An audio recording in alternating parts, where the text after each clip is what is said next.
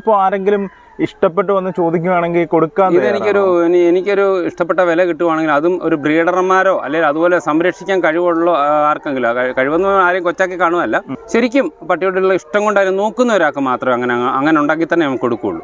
അല്ലാതെ ഇപ്പം നമുക്ക് അതിനെ കൊണ്ടുപോയിട്ട് ചുമ്മാ നരകിപ്പിക്കുന്ന ഒരു അവസ്ഥയിലേക്ക് ആണെങ്കിൽ പറ്റത്തില്ല. കാരണം ഇവർക്ക് ഇപ്പോൾ ഒരു 3 വയസ്സ് പ്രായമുണ്ട്.